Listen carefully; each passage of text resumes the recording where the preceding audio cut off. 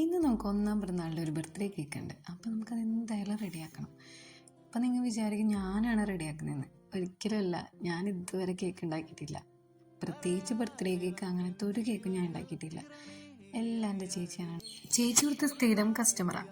ഞാൻ തന്നെ ശ്രീക്കുൻ്റെ കൂടെ 2-3 വട്ടം വന്നിട്ടുണ്ട്. ചേച്ചി എപ്പോഴും വരും. ഞാൻ ആദ്യം വിചാരിച്ചു ഈ കേക്ക് ഉണ്ടാക്കലെന്ന് വലിയ പണിയൊന്നുമല്ല.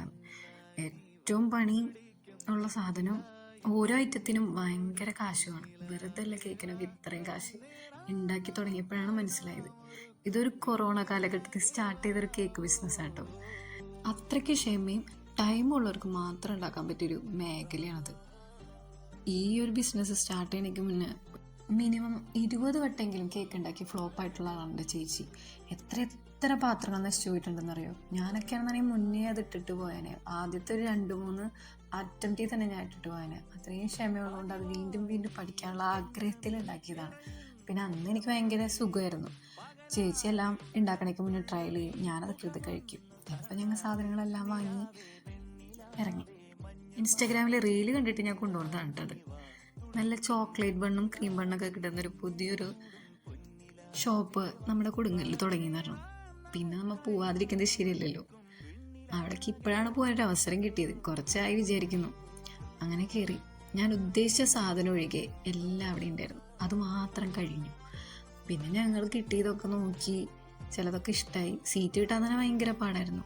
ഞങ്ങളൊരാളെ ബാക്കിൽ നിന്നൊക്കെയാണ് സീറ്റ് കിട്ടിയത്. സീറ്റ് കിട്ടി കഴിഞ്ഞാൽ പിന്നെ ഞങ്ങൾക്ക് ഇഷ്ടമുള്ള സാധനം സെലക്ട് ചെയ്യാന്നുള്ളതാണ്. പിന്നെ ഞങ്ങൾ ഓരോന്ന് നോക്കി, ഇവിടെ എന്തൊക്കെയുണ്ടെന്ന് അറിയണമല്ലോ. അങ്ങനെ ഓരോന്ന് നോക്കി അവസാനം അങ്ങനെ ഞങ്ങൾ 2-3 ഐറ്റമൊക്കെ എടുത്തു. നല്ല മധുരം കഴിക്കാൻ ഇഷ്ടമുള്ളവർക്ക് പറ്റിയൊരു സ്പോട്ടാണ് കേട്ടോ. എനിക്ക് നല്ല ഇഷ്ടമായി. അതായത് മൈൽഡായിട്ടുള്ള ടേസ്റ്റാണ്, ഭയങ്കര മധുരം അങ്ങനെയില്ല. അങ്ങനെ ഞങ്ങളതിൽ 3 സെലക്ട് ചെയ്ത് പോയി വെയിറ്റ് ചെയ്യലായി. പിന്നെ കുറച്ച് നേരം വെയിറ്റ് ചെയ്യേണ്ടി വന്നു കിട്ടാനൊക്കെ ആയിട്ട്. നല്ല തിരക്കായതുകൊണ്ട് തന്നെ ഈ 3 ഐറ്റംസാണ് ഞങ്ങൾ വാങ്ങിയത്. 3 ടേസ്റ്റായിരുന്നു. 3 നല്ല രീതിയിൽ തന്നെ കഴിച്ചു.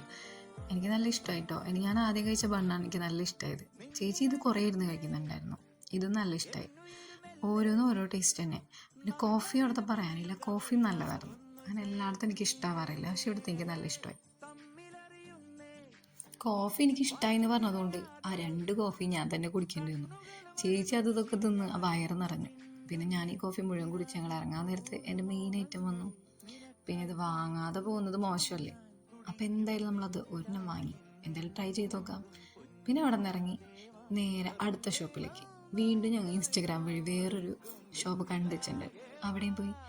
അവിടെ പോയിട്ട് കുറച്ച് ക്ലിപ്പ്, കമ്മൽ, അങ്ങനത്തെ ഐറ്റംസ്, നമ്മുടെ ലേഡീസിന് ഏറ്റവും ആവശ്യമുള്ള സാധനങ്ങളൊക്കെ ഇല്ലേ, ഏറ്റവും ഇഷ്ടമുള്ള സാധനങ്ങൾ അതൊക്കെ എടുത്തു. കുറച്ച് 1-2 കമ്മലും മാലയും ക്ലിപ്പൊക്കെ എടുത്ത് അവിടെ വെച്ച് എൻ്റെ നാത്തൂൻ്റെ ഫ്രണ്ടിനൊക്കെ കണ്ടിട്ടുണ്ടായിരുന്നു.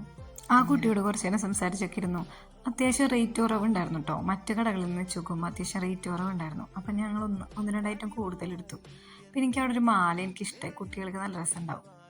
പിന്നെ ഞങ്ങൾ ഓരോ മാലയൊക്കെ എടുത്ത് നോക്കി. ഇഷ്ടമായതൊക്കെ എടുത്ത് നോക്കണ്ടായിരുന്നു. ഇതൊന്നും വാങ്ങിയില്ല, പക്ഷെ എനിക്ക് കണ്ടപ്പോൾ ഇഷ്ടമായി. പിന്നെ ഞങ്ങൾ തിരിച്ചു പോന്നു.